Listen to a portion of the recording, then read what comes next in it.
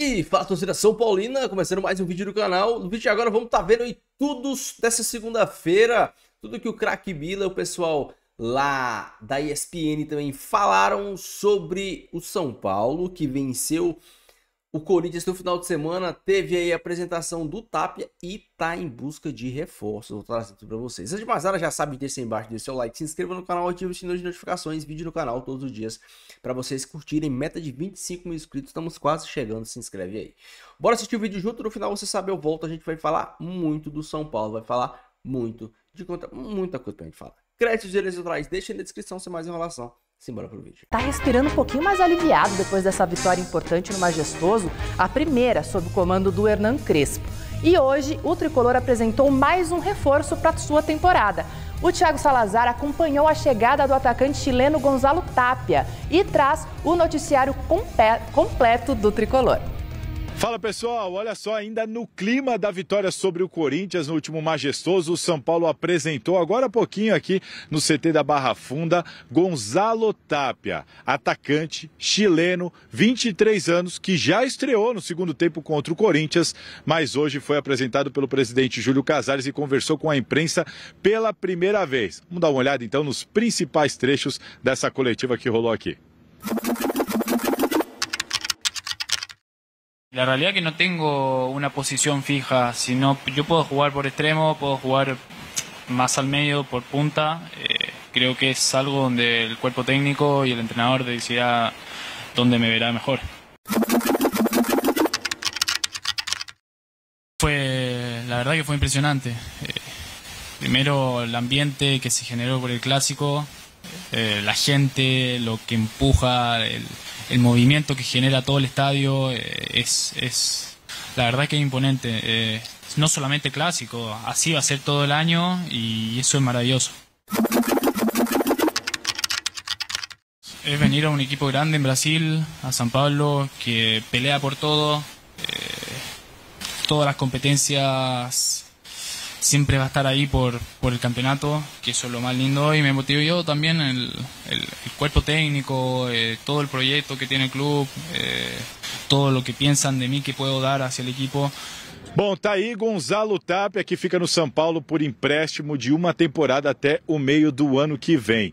Agora o São Paulo se prepara para o jogo contra o Juventude. O São Paulo venceu o Corinthians, mas continua muito próximo da zona do rebaixamento. Jogo importante para o tricolor lá no Alfredo Jaconi, quinta-feira, jogo que o São Paulo de novo não vai ter o Caleri, não vai ter o Lucas Moura e agora também, mais uma vez, o desfalque do Oscar, que teve um problema logo com os 15 primeiros minutos do jogo contra o Corinthians. Ele acabou batendo as costas no chão, caindo de mau jeito, fraturou processos das vértebras lombares e, por causa disso, vai ficar de fora do São Paulo de 4 a 8 semanas, ou seja, de 1 a 2 meses. Problema para o técnico Hernan Crespo. Enquanto isso, o clube está no mercado buscando reforços. O São Paulo quer um zagueiro, quer um meio-campista e quer um ala direito. Só que não tem dinheiro para investir, então é em busca sim daquelas oportunidades de mercado. O foco, apesar da necessidade de reforços aqui no São Paulo, é a manutenção do elenco. O entendimento é, já que não há dinheiro para investir, se não for possível contratar, o importante é pelo menos não perder a base do time titular e conseguir recuperar os seus principais jogadores. Esse é o São Paulo que venceu o Corinthians, que pega o Juventude e que agora tem Gonzalo Tapia à disposição. Volto com vocês. Obrigada, Salazar. E aí, Alex, que dizer das informações todas? O Tapia, ele já entrou, né, no jogo, achei ele muito afoito, né, querendo marcar um gol, teve um contra-ataque que ele desperdiçou, deveria ter rolado no meio, sairia o gol naturalmente, ele tentou sozinho, depois teve uma outra chance, chutou, e na coletiva também me pareceu afobado para mostrar que ele é muito bom, né, eu jogo pela ponta, pela outra ponta, pelo meio, no gol, na arquibancada, como Gandula, eu faço tudo aqui mais um pouco. É bom que o cara chegue com essa vontade, mas vamos respirar, vamos com calma, com jeito, as coisas se encaixam para que ele tenha sucesso aí no São Paulo. É isso, Miller. Olha, Michel, desculpa. Força do hábito. É verdade. Ela volta amanhã, hein? A Michelle volta amanhã. Ô, Marina, veja bem, o São Paulo já atingiu o número máximo de estrelas, 9, né? Eu acho muita coisa, mas os clubes quiseram assim. Eu acredito que Claro, ele chegando agora, tem que se adaptar, aquela coisa toda, tá? Não é um jogador imprescindível. Eu acho que ele é jogador para compor elenco. Aí eu já não gosto muito de contratar estrangeiro por conta dessa... Vai ter na base, né? Desse propósito, exatamente. Então acho que o São Paulo venceu, essa vitória dá um ânimo, dá uma confiança, aquela coisa toda, mas ainda está a 2 pontos da zona de rebaixamento. Pega o Juventude lá em Caxias, jogo dificílimo porque o adversário joga bem em casa. Então é uma vitória que se comemora até quinta-feira. Na tela aí pra gente, um pouquinho mais sobre Gonçalo Tapia, que é o novo reforço do São Paulo, atacante, 23 anos. No River, em 2025, 7 jogos, 28,7 minutos por jogo, nenhum gol e nenhuma assistência. E aí tem um currículo completo dele, formado na base da Universidade Católica do Chile, estreia no time profissional em 2020, 117 jogos, 22 gols, 10 assistências no time chileno. Chegou ao River em 2025 e tem 3 jogos pela seleção do Paraguai. Atuou 20 minutos, incluindo acréscimos contra o Corinthians. E aí o Edu Afonso acompanhou a apresentação do Gonçalo Tapia e traz o que de melhor aconteceu por lá. Tudo bem, Edu? Seja muito bem-vindo, amigo. Um beijo pra você. Oi, Glaucia, tudo bem contigo? Boa tarde aos comentaristas, ao fã de esportes. Diferente hoje, né, Glaucia? Do lado interno aqui do CT, nesta tarde de segunda-feira. Por que do lado interno? Porque teve a apresentação do reforço que já estreou com a camisa do São Paulo, o Gonçalo Tapia. Foi anunciado na sexta-feira, no final da tarde, já foi para banco contra o Corinthians no clássico de sábado, jogou pouco mais de 12 minutos, tomou até um cartão amarelo e deixou uma boa impressão para a torcida. E hoje oficialmente foi apresentado aqui depois do treinamento que iniciou a preparação do São Paulo para o jogo de quinta-feira contra o Juventude em Caxias do Sul. Vamos fazer o seguinte, Glaucia, de cara, vamos chamar aqui algumas respostas do Gonçalo Tapia. Ele falou do jogo contra o Corinthians, em que ele estreou, vitória do São Paulo por 2-0. Falou do ótimo ambiente que encontrou aqui no São Paulo, afinal de contas, além dele são mais 8 estrangeiros, 1 português e 7 da América do Sul. A linguagem não será problema, tem o Crespo e a sua comissão técnica, todos argentinos. E por fim, ele explicou o motivo da escolha do São Paulo como seu time pelo próximo ano. Ele está emprestado até a metade de 2026. Fala Gonçalo Tapia, o número 14 do São Paulo, o mesmo número que ele usa na seleção chilena. La verdad que fue impresionante. Primero el ambiente que se generó por el clásico, la gente, lo que empuja, el movimiento que genera todo el estadio, la verdad que es imponente. Y te da una energía extra de querer jugar, de querer ganar el clásico, entras con una motivación máxima y creo que no solamente el clásico, así va a ser todo el año y eso es maravilloso. La verdad que tuve algunas charlas con Galopo en River, creo que me habló maravilla del club. Al final no es necesario que me hable del club porque cuando uno habla de San Pablo es un club enorme, es un club de lo más grande de Brasil, lo más conocido en Sudamérica y en el mundo. Entonces a veces no es necesario preguntar porque solamente con el nombre uno sabe lo que viene. La verdad lo que me motivó es venir a un equipo grande en Brasil, a San Pablo, que pelea por todo, todas las competencias, siempre va a estar ahí por el campeonato, que eso es lo más lindo, y me motivó yo también el cuerpo técnico, todo el proyecto que tiene el club, todo lo que piensan de mí que puedo dar hacia el equipo, así que nada, la verdad que muy, muy contento de estar acá. Sobre o time do São Paulo, Glaucia, vitória mais do que necessária e eu diria que justa contra o Corinthians. Aliás, o Corinthians no Morumbi nos últimos 17 jogos, 12 derrotas, 4 empates e só ganhou uma vez o São Paulo. É um tabu assim ou uma sequência ruim do rival dentro do estádio tricolor. Quase 48 mil pessoas acompanharam a partida. O São Paulo sobe um pouquinho na tabela, mas está só 2 pontos acima da zona de rebaixamento e tem uma semana, digamos, complicada. Vai para o frio de Caxias do Sul, quinta-feira jogar contra o Juventude, previsão de 6 graus na hora do jogo.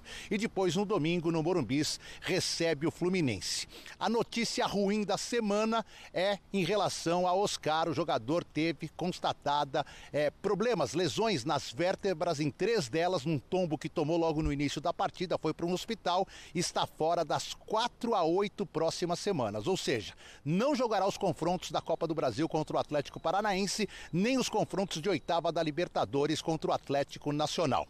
O São Paulo agora no mercado, além de procurar um lateral direito, um zagueiro destro, agora também quer um homem de meio de campo, um meio-campista ofensivo, justamente para a substituição do Oscar. E no caso do lateral e do zagueiro, se conseguir encontrar um jogador que faça as duas funções, sobra mais dinheiro para tentar contratar este jogador de meio campo.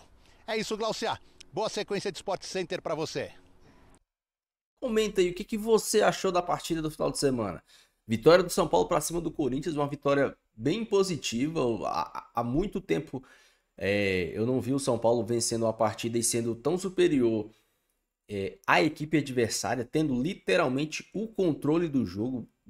O São Paulo em nenhum momento foi ameaçado de perder o controle do jogo. O Corinthians chegou uma vez no primeiro tempo e outra vez no segundo tempo. Fora isso, o São Paulo teve totalmente o controle do jogo. Bem diferente se a gente for comparar com o jogo do Red Bull Bragantino, né? Que ficou aquela troca de comando da partida. Ora o São Paulo estava melhor, ora o Red Bull Bragantino estava melhor.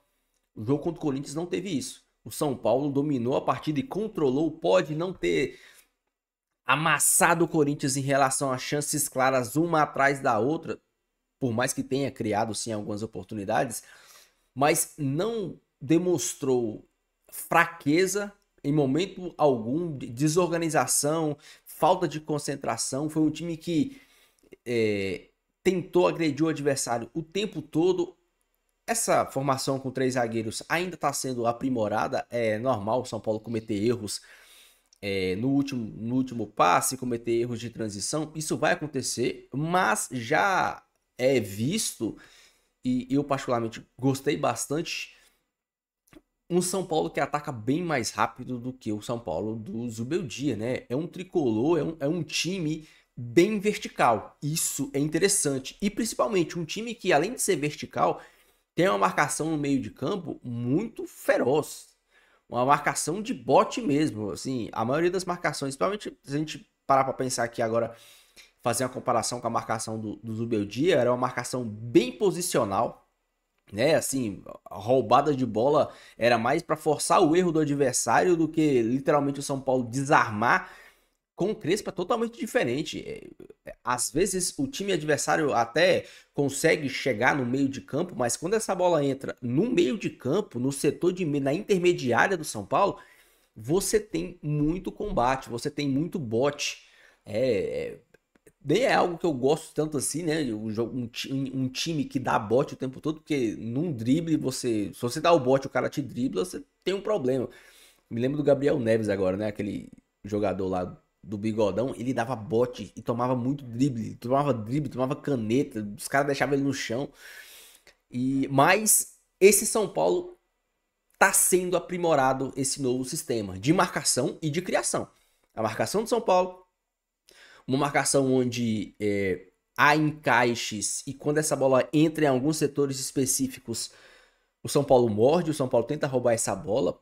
Há muita pressão também quando o São Paulo está em linha alta, e isso é interessante a gente pontuar. Quando o São Paulo está em linha alta e o adversário pega a bola, a galera não corre para trás. Muito pelo contrário, quem está na frente pressiona o portador da bola. Isso é muito interessante porque se você roubar a bola ali, cara, você pega a defesa adversária totalmente desorganizada. E eu vou dar um exemplo para vocês aqui. O gol que o André Silva perdeu contra o Red Bull Bragantino foi assim. A bola que chegou estava no lateral. O lateral tentou dar a bola no meio pro volante e os caras simplesmente marcou em cima, mordeu. Sem fazer a falta, o Bobadilha não fez a falta. A bola chegou pro Luciano, que deu o drible, deu tapa pro Enzo Dias, que deu tapa pro André Silva, que perdeu o gol. Esse tipo de coisa nós vamos ver muito nesse novo São Paulo. Muito nesse novo São Paulo. E é por isso que os volantes vão ser os jogadores que mais vão se desgastar nesse jogo, nesse time do São Paulo, os volantes, Alisson, Pablo Maia, Marcos Antônio, Bobadilha, o próprio Luan, que com certeza vai voltar a ser utilizado, vão sofrer, porque é muita intensidade, é muito bote, você marca em cima, você dá bote embaixo, é um time totalmente diferente em conceito do que era o time do Zubeldia. Um time que não fica trabalhando a bola demais de um lado para o outro. Vocês veem que muitas vezes dá até para você cozinhar um pouco mais, né? O São Paulo rifa a bola logo para ou tentar alguma coisa direta ou tentar brigar pela segunda bola. Se a bola ficar com o adversário, o São Paulo também não é um desespero. O São Paulo se posiciona e vai tentar roubar a bola. Cara, são coisas que quando você assiste o jogo com uma visão não só de sentar no sofá e assistir para ver o resultado, mas analisando o que está acontecendo, é legal, é interessante, é bom ver isso, e principalmente, há quanto tempo o São Paulo não vencia um jogo dessa maneira, se impondo, não sofrendo, não tendo dificuldades contra o adversário? Há quanto tempo? Talvez o jogo contra o Náutico, que o São Paulo até tomou gol, acho que nem lá no Campeonato Paulista, se a gente for buscar, vão ter pouquíssimos jogos que o São Paulo venceu e se impôs como se impôs pelo Corinthians. E eu digo isso aqui, eu não cobro que o São Paulo tenha esse tipo de atuação que teve contra o Corinthians, contra o Palmeiras, contra o Flamengo, contra o Botafogo. Eu não vou cobrar, porque a gente sabe que o time de São Paulo é um time tecnicamente limitado, não é um time brilhante. Mas eu cobro esse tipo de atuação contra a Juventude, contra Vasco, contra Santos, contra Fortaleza, contra o Sport. Esses times o São Paulo tem que vencer e convencer. Contra esses times eu quero isso. Porque não é possível, cara. O São Paulo tem que ganhar ponto desses times menores para escapar do rebaixamento, para ficar mais tranquilo, para brigar pela Libertadores. Que eu acho que o Crespo vai até meio que abrir mão da Copa do Brasil. Então, esse tipo de jogo eu cobro que o São Paulo tenha no Campeonato Brasileiro contra as equipes de menor expressão. O São Paulo, quinta-feira, tem um jogo importantíssimo, mais um jogo que o São Paulo precisa vencer. Se não convencer, tudo bem, é começo de trabalho, mas o São Paulo precisa do resultado lá, porque se eu não me engano, na próxima semana o São Paulo já pega o Fluminense no Morumbi, e aí se você engata uma vitória atrás da outra, você traz ânimo, você traz confiança, e cara, sinceramente, o Crespo demonstra boas coisas. Esse novo São Paulo do Hernan Crespo demonstra bons rumos, bons caminhos. O Luciano, que está sendo o destaque desse time, o André Silva também está fazendo bons jogos, mas o Luciano, o que falar do Luciano? Jogando de segundo atacante no lugar que ele rende mais. E pode ter certeza, se ele continuar jogando naquela posição, eu não sei não. Eu tô começando a sonhar com um time que, sem o Oscar, provavelmente vai ter o Lucas no lugar do Oscar ali de 10.